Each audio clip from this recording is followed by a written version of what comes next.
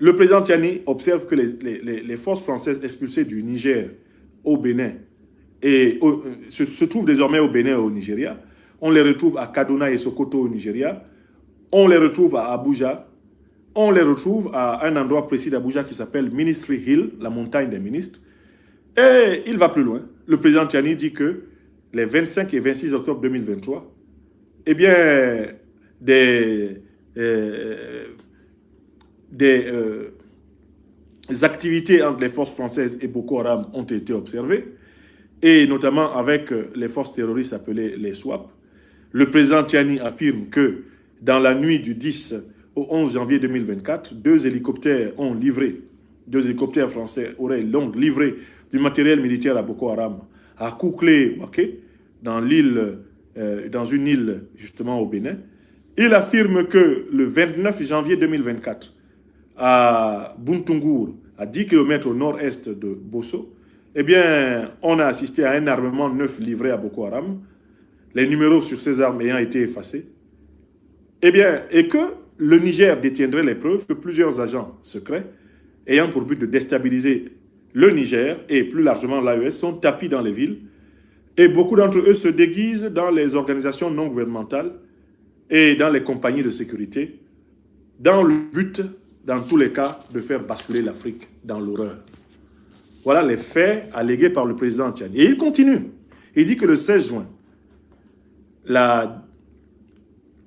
les autorités françaises ont fait état de l'enlèvement de deux citoyens français qui, selon le Niger, s'avèrent en fait des spécialistes des explosifs, des techniques de guérilla, et qui sont chargés de la formation des groupes armés terroristes dans la base de Fada.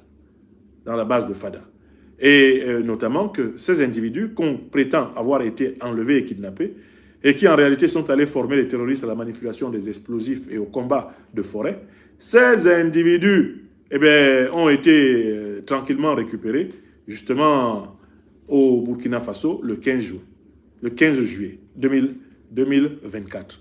Donc le président Abdourahmane Tiani pose alors la question de savoir, mais qui est le vrai terroriste?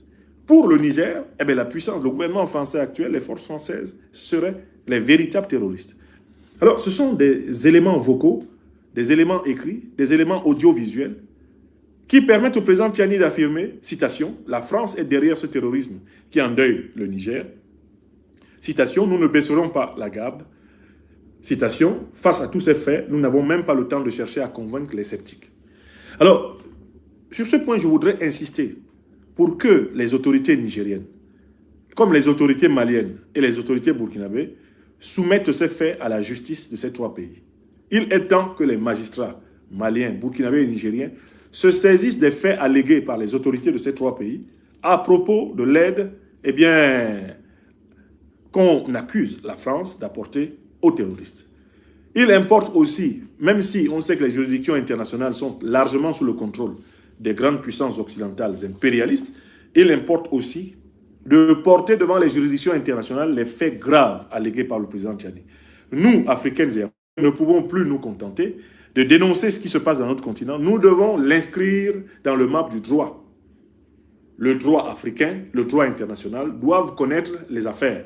Il faut introduire les instances et que le débat commence.